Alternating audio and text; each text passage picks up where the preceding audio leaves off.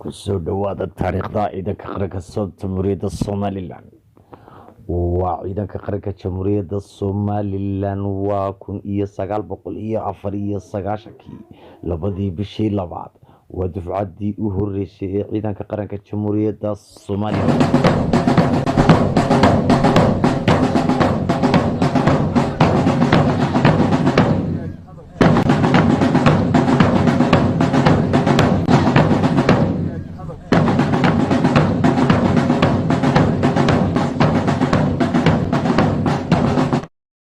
الله ونحرزته مدحوينه قرنك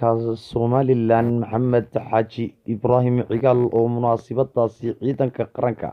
Somaliland kula tartarmay sidii ay u xoojin lahaayeen awoodana ay u saari lahaayeen amniga. waxa hadaladii madaxweynaha oo munaasabadaasi ku sugnaa kamid ahaa dagaalkii sare ee ka horeysay nasiibadiisa siyaad marka suuqa saddex nin oo dirayskii militariga sita ay maraan wax walba dadka ay dhex marayaan dhigi jiray oo ay shacabka u tumi jireen waa wada garanaysaa wadawtiin waxa ka dambeeyay in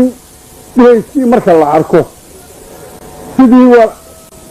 ari dawaca arkay laga digi jiray laga yaabay inaad soo celisaan oo aad ku dadaashaan in mar labaad suuqa martaan shacabka la idinka tumo. waxaan idinla haysaan waddadiisii waayo shalaysana intiinan iyo in lamid ahoo suuqa joogta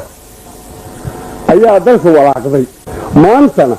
dalka lagu hurdaa ee dalkan dhisay ee nabadda ka dhigay.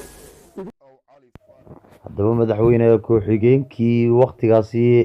isla markaasina ahaa wasiirkii gaashaandhigga Somaliland ee waqtigaasi Cabdiraxmaan oo Cali Faarax ayaa isna waqtigaasi ka waramay marxaladihii kala gadisnaa iyo waayihii adkaa iyo duruufihii uu soo maray ciidanka qaranka jamhuuriyadda Somaliland. ciidanka qaranka Somaliland si uu qaran noqdo wuxuu ka koobnaa SNMT iyo qoladii ka soo horjeeday ee dagaalkii iskaga soo horjeeday ta ka dhigaysa wax isbedel oo aan idinala wadaagin waa taa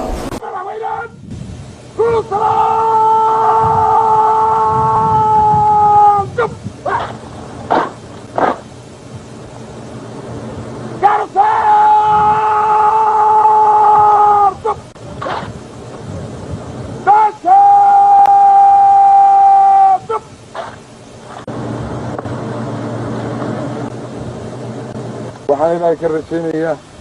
in ummadda reer Somaliland meel ka soo wada jeesato gebi ahaanba gurmadka ilaalinta qarannimadeeda. geesta kale xasan cali abokor oo ahaa waqtigaasi taliyihii ugu horeeyay ciidanka qaranka Somaliland kana mid ahaa xubnihii farakutiriska ahaa ee tabagelinta ciidanka Somaliland soo uunta ciidankuna dib bay ahayd wareysi laga qaaday uu ahaa aad bay u dhibadnay markii la asaasay